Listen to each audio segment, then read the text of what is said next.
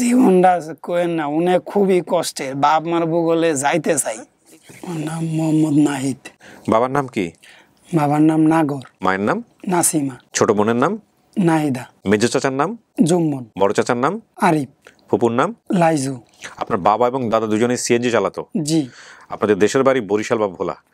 Sir আমারটা যতটুকু বিশ্বাস একটু ভালো মতন ছড়াই দিলে বাংলাদেশ আমারটা আল্লাহর রহমতে আল্লাহ উপরে বাড়াই যাব।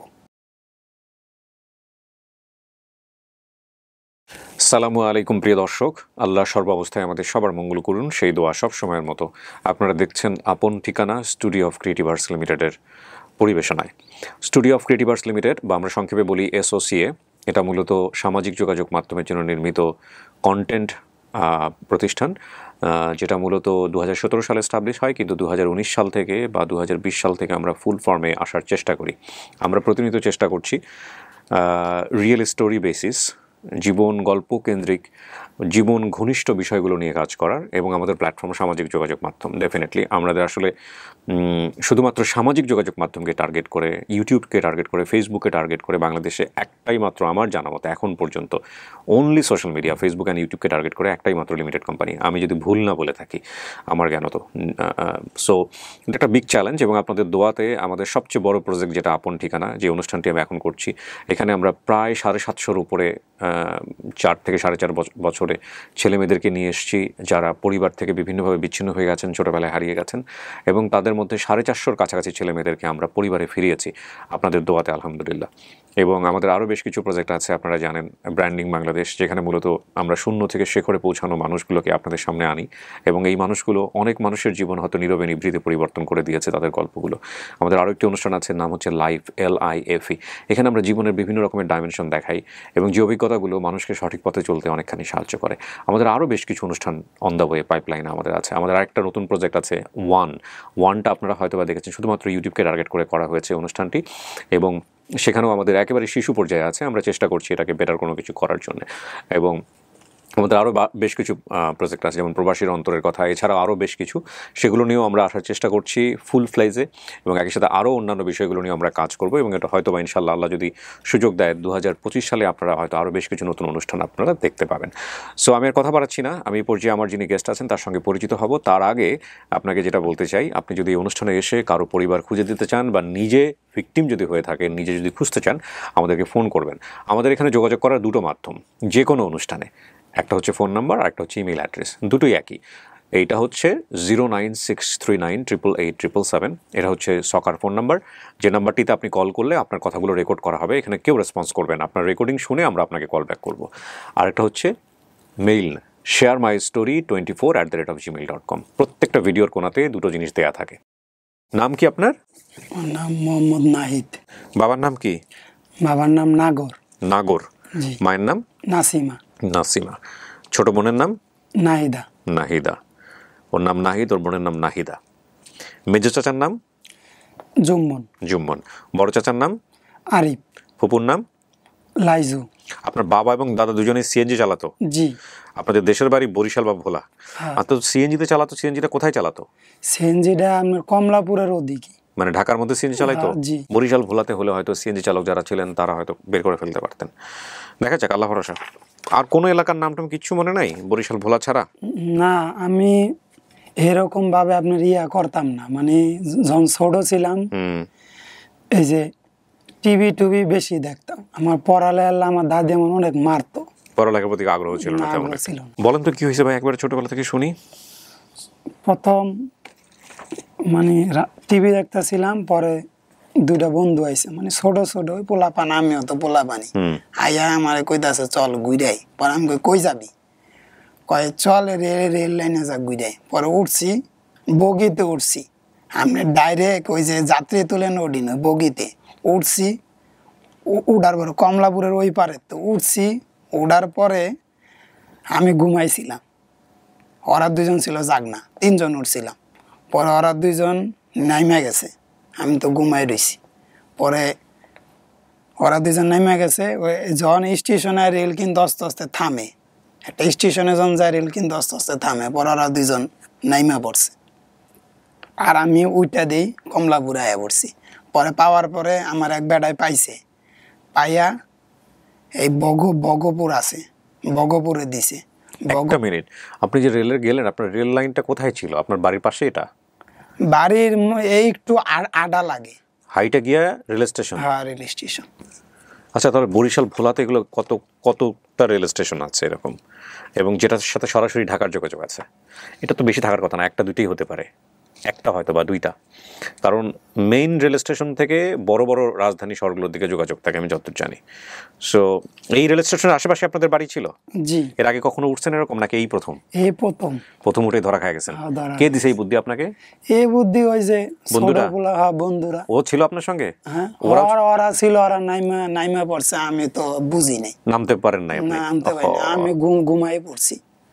রেলের মধ্যে উঠা চলতেছে রেল, আপনি ঘুমায় পড়ছেন? ঘুমাই পড়ছি। তারপর পরে ওইটা দিয়ে কমলাপুরে থেকে নামলেন? নামছি, নামার পর আমার এক বেড়াই পাইছে, পাইয়া হেরেনে রাখছে।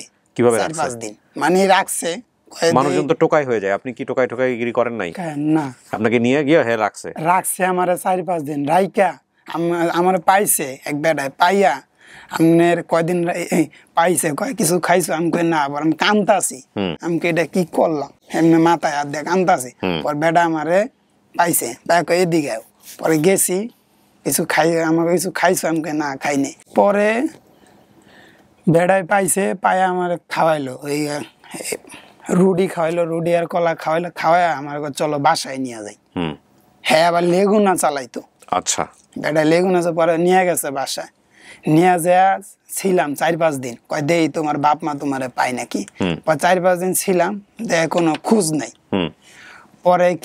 পরে কি করছে, হ্যাঁ বাপে খালি চিল্লায়, কোত্থেকে নিয়ে আসছো নাকি? হ্যাঁ হ্যাঁ হ্যাঁ, কয় এলে কইতে নিয়ে আইসো, যা এলে দিয়া গা। পরে ও এর বাপে নিজে যে আমার ওই মিরপুর একটা ভগপুর আছে,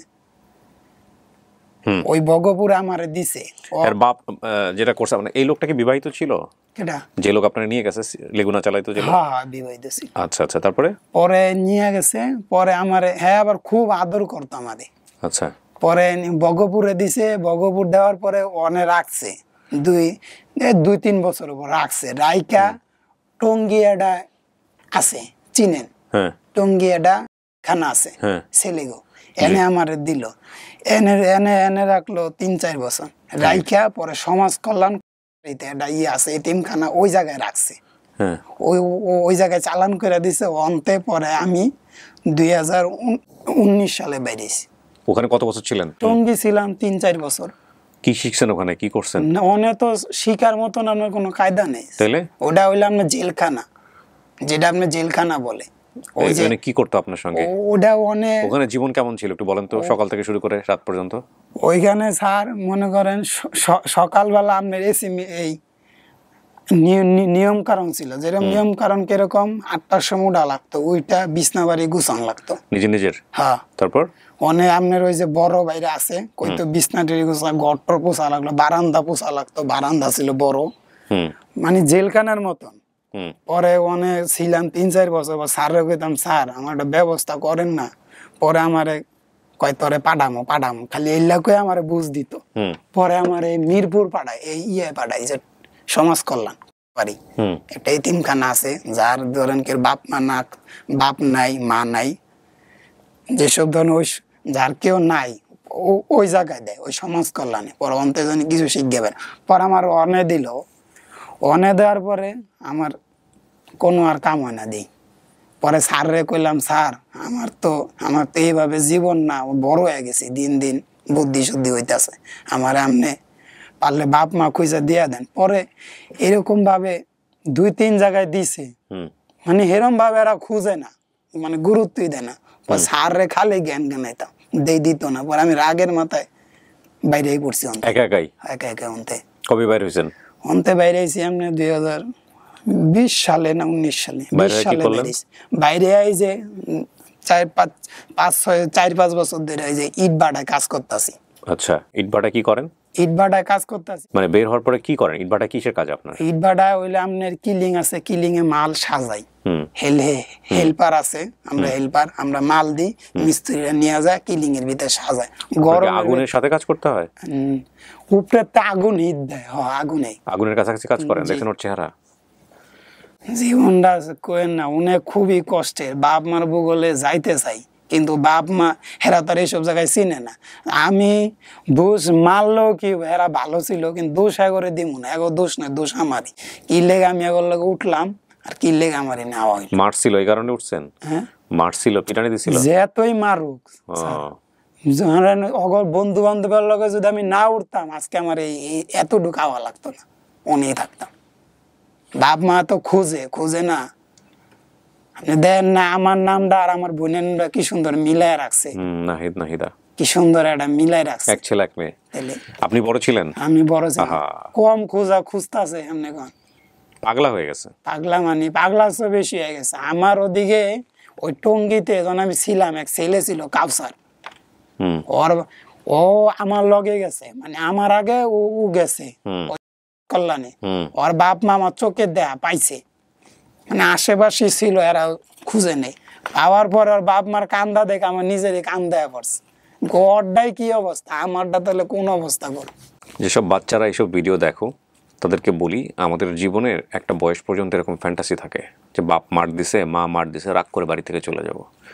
বিশ্বাস করো, নিজের পরিবার ছাড়া, আল্লাহ তো সবাইকে ভালোবাসে, সেটা তো আছেই, নিজের পরিবার ছাড়াই দুনিয়াবি আসলে, তোমার পরিবার খারাপ হইতে পারে তোমার কাছে, কিন্তু বাইরের দুনিয়াটা আসলে ভয়ঙ্করতম কঠিন, যেটা তুমি চিন্তাও করতে পারবে না।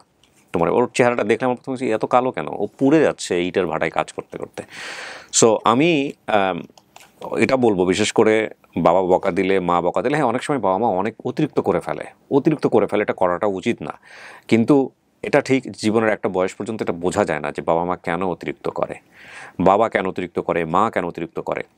আসলে ব্যালেন্স রাখাটাও অনেক সময় মুশকিল হয়ে যায়, ধৈর্যচ্যুতি ঘটে যায়। কিন্তু এটা ঠিক যে প্রপার এডুকেশন দিয়ে বড় করা, প্রপার ডিসিপ্লিন দিয়ে বড় করাটাও এটা যেহেতু ফ্যামিলিরই দায়িত্ব, অনেক সময় পেরে ওঠে না। কিন্তু এইটার মিসম্যাচের কারণে পরিবার ছেড়ে চলে যাওয়া, রাগ করে চলে যাওয়া, হ্যাঁ, এবং হারায় যাওয়া, এরকম আমি আমার বন্ধু বান্ধবের অনেক গল্প জানি যে বাসা থেকে বের হয়ে গেছে রাগ করে, এক বাপের এক ছেলে, কী করতো, কোথায় যাবে, পকেটে কোনো পয়সা নাই, এখন সহজ তরিকা যে কোনো একটা হোটেলে ঢুকে মেসিয়ারের কাজ করা, এই গ্লাস ধুয়ে দিলে একবেলা খাইতে পারবে। 2-3 দিন ঘুরে যে বাসে গেছে আবার ওই বাসে ব্যাক করছে। তো এখন কথা হচ্ছে যে বাইরের দুনিয়াটাকে আরামপ্রিয় দুনিয়া মনে না করে ঘরেই বরং ভালোভাবে থাকার চেষ্টা করো, আর পরিবার থেকে যেও না, কারণ পরিবারের সদস্যরা তোমার সাথে খারাপ আচরণ করলেও ওরাই তোমাকে ভালোবাসে। এর বাইরের দুনিয়াটা আসলে অনেক কঠিন। নাহিদ, একটু চেষ্টা করি, দেখা যাক কপালে কি আছে। স্যার একটু মনোযোগ দিয়া স্যার। হ্যাঁ, আমরা তো সবার জন্যই মনোযোগ দিয়ে করি, কিন্তু কথা হচ্ছে যে এখানে আপনার আসলে বরিশাল ভোলা ছাড়া কিছু মনে নাই। আর এই বরিশাল ভোলায় ওর বাবা, এখন তো বাবা বলছে যে আচ্ছা, বাবা যে সিএনজি চালাতো, এটা কোথায় চালাতো? ঢাকাতে? ঢাকার ভিতরে স্যার ওই যে ওদিকই হবো, কমলাপুরের ওদিকই হবো। তো আপনি যখন বাড়ি থেকে বেরোছেন তখন বাবা ছিল না বাড়িতে? আমি থাকতাম হইলো আমার দাদির বগলে। আচ্ছা, আর বাপ মা পুরো পরিবার নিয়ে থাকতো ঢাকায়? হ্যাঁ, হেরা থাকতো আলাদা, মানে জিনিসটা থাকতো আপনার আলাদা। আমার কাছে, আমারে খালি রাখতে হইলো আমার দাদির কাছে, আর আমার বোন থাকতো আমার মার কাছে আর আমার বাপের কাছে। তাহলে বাপ মা আর মেয়ে ওই ওর বোনটাকে নিয়ে থাকতো ঢাকাতে। হ্যাঁ। আর এর দাদির কি অবস্থা হয়েছে? আপনারা না পায় দাদির কি অবস্থা হয়েছে চিন্তা করেন। দাদি তো আপনার কি কমু স্যার, আমারটা যতটুকু বিশ্বাস একটু ভালো মতন ছড়াই দিলে বাংলাদেশ আমারটা আল্লাহর রহমতে আল্লাহ উপরে বাড়াই যাবো ইনশাআল্লাহ। তাওয়াক্কাল তো আল্লাহ। প্রিয় দর্শক এবং শ্রোতা, অনেক প্রত্যাশা নিয়ে আসছো, চলেন একটু চেষ্টা করি। একটা ভালো সংবাদের প্রত্যাশা আমরা শেষ করছি। আজকের মতো পর্যন্তই। আসসালামু আলাইকুম।